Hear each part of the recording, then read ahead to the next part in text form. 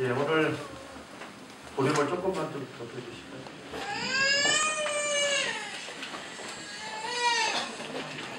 예, 오늘 너무 친숙해서 손님인 줄 몰랐다고 하는 제가 방문한 교회 중에 최고의 인사를 받았습니다.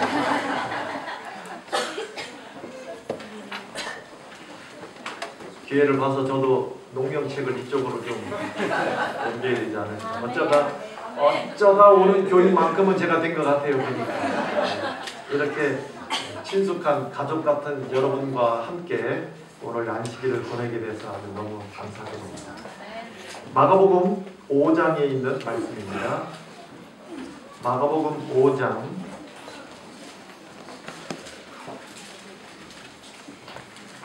30절부터 보도록 하겠습니다. 마가복음 5장 30절입니다.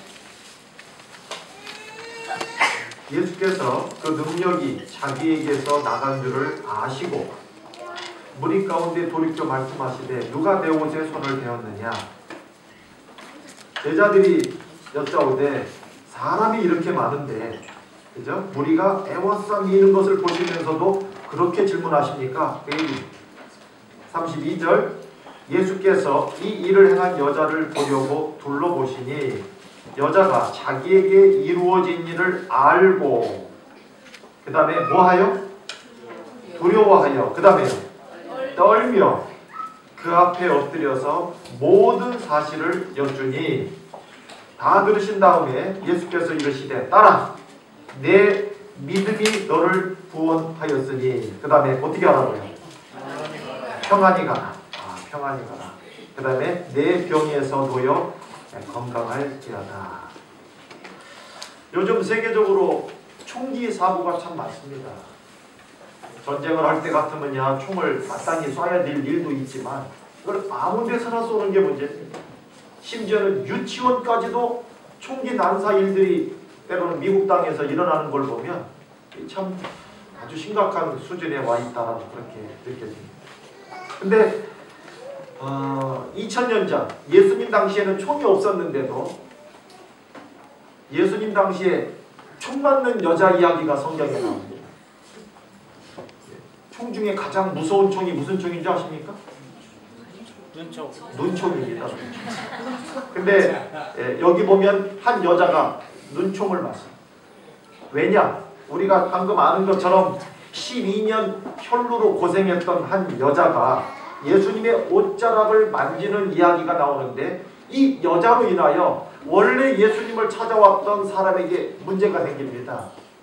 우리가 아는 것처럼 회당장 야이로는 신분도 높고 또 그가 여러 사람 앞에서 제대로 부탁해가지고 치료를 받고자 가던 길에 한 여자의 끼어드는 것 때문에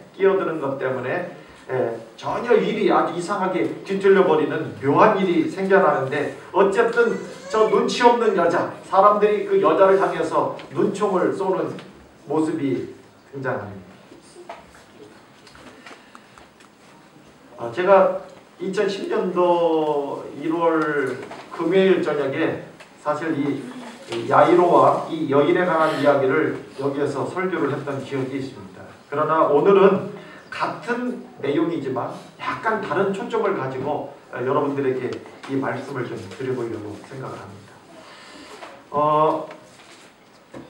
우리가 아는 것처럼 여기 한 여자가 예수님의 옷자락을 만지고 나서 만지는 순간 어떻게 됐습니까? 좋아졌습니다. 그리고 예수님은 가던 길로 가고 나는 나대로 돌아가려고 하는데 예수가 말씀하시기를 누가 만졌느냐.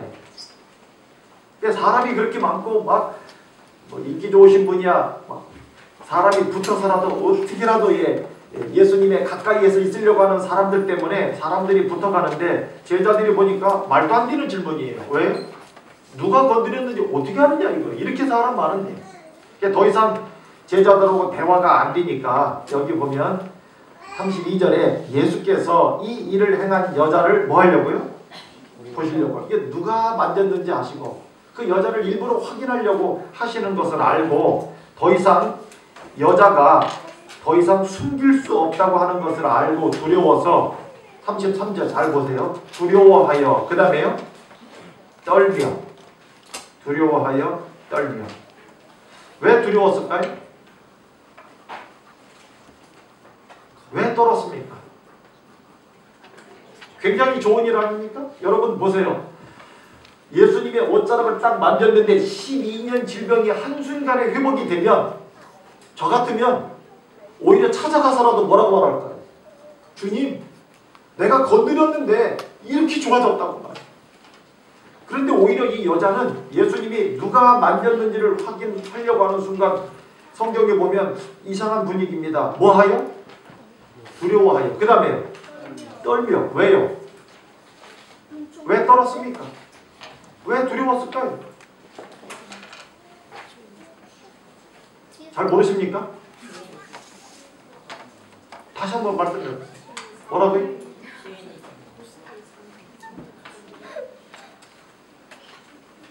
왜 떨었다고요?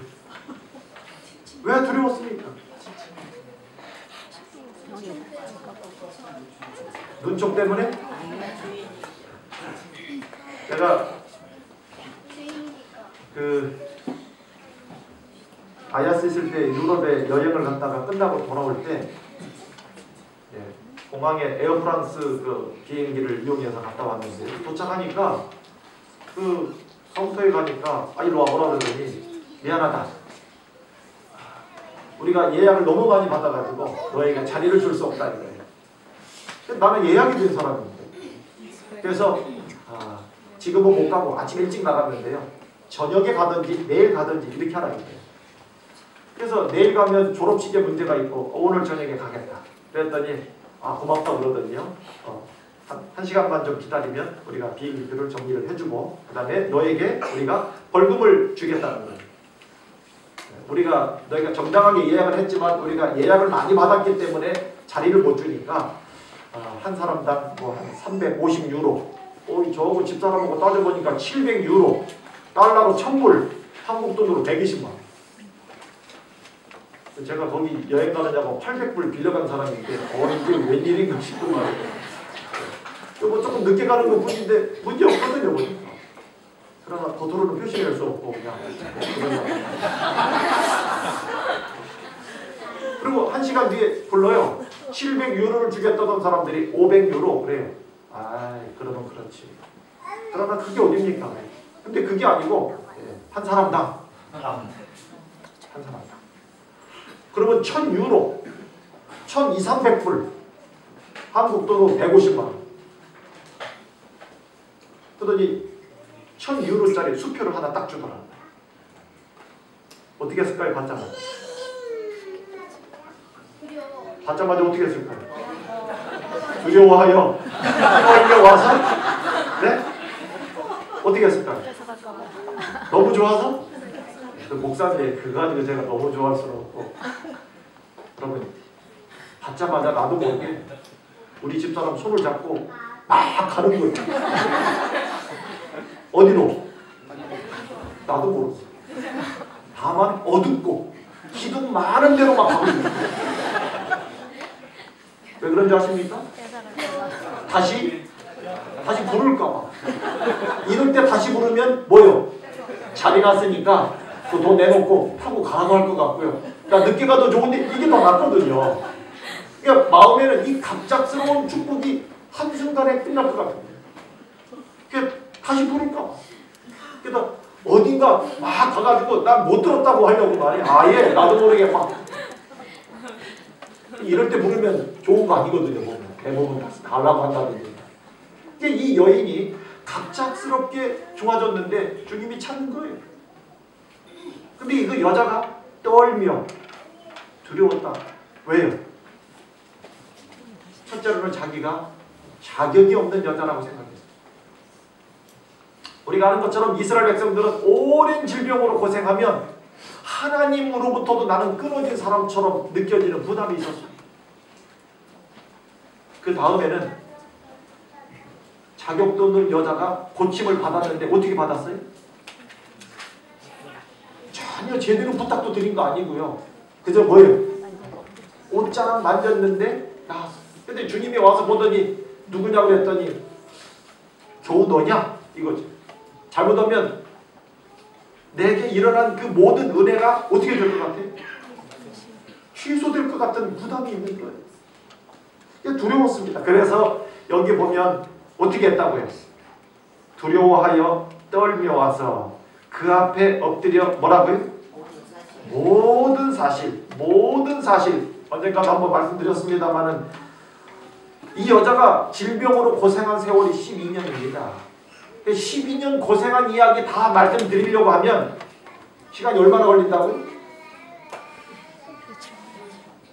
뭐 이렇게 고민하세요? 12년 고생한 이야기 다 말씀드리려면 얼마나 걸리겠어요? 그래 12년 걸리겠어요.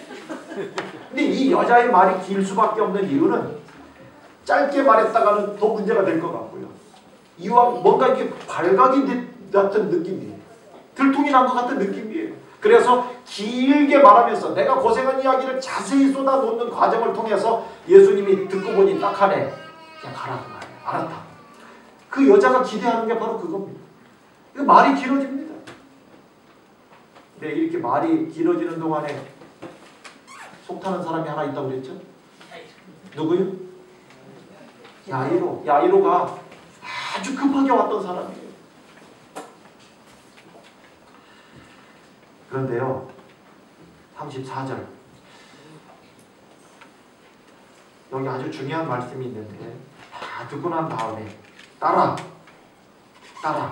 내 뭐가요? 믿음이 너를 뭐했다? 구원했다. 그 다음에 어떻게 가라고요? 다시 어떻게 가라고요? 다시 어떻게 가라고요? 평안히 가라고 하는 표현은요, 이렇게 해서 보내지 않았으면 그 여자는 가기는 가되 어떻게 갈 뻔했어요? 평안히 못 갈 뻔했어요.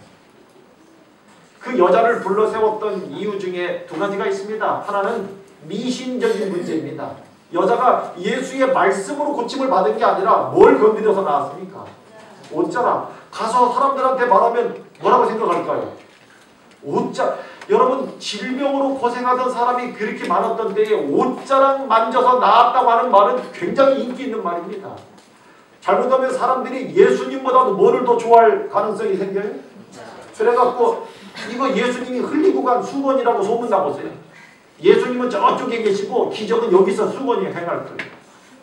많은 문제가 생겨납니다. 그래서 미신적인 신앙으로는 구원과 은혜를 경험할 수 없습니다. 그런데 시대의 소망 2권 54페이지에 보면 여자가 그저 한번 건드려 봤더니 나았다, 그거 아닙니다. 이 한 번의 만짐에 그 여자의 일생의 믿음이 집중되었다, 이렇게 되어 있습니다. 12년 그 지긋지긋한 것을 해결하는데 내가 이 옷을 만지면 낫겠다고 생각할 때 여러분 그냥 한번 건드려 보는 거 아닙니다. 이 한 번의 만짐에 뭐를 걸었어요? 일생의 믿음을 걸었어요. 근데 여러분 이걸 누가 알겠어요? 예수님이 일부러 표시내지 않느라 이걸 누가 알겠습니까? 그저 옷 건드렸는데 나았다, 그거 아니었습니다. 그 다음에 또 하나는 그 여자의 이야기를 예수께서 쭉 듣다 보니 사람들이 야, 그 여자가 그냥 우연히 건드려 본 게 아니라 뭐라고요? 굉장히 집중된 믿음으로 예수의 옷자락을 만졌다고 하는 것을 사람들이 알게 되면서 저 여자가 우연히 나았거나 재수 좋아서 난 것이 아니라 무엇을 통해서요? 믿음을 통해서.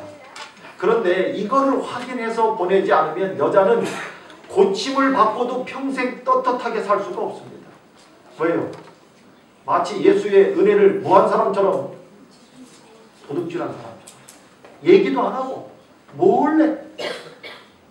그래서 고침을 받고도 사는 게 그렇더니 예수의 은혜조차도 정식으로 부탁도 아니고 또 고맙다는 인사도 없이 그저 옷자락 만져서 기적은 일어났는지 모르지만 여러분 평생을 그가 떳떳하게 살 수 없는, 그래서 그의 믿음의 만짐이 다 사람들 앞에 드러난 다음에 예수께서 하시는 말씀이 어떻게 가라고요?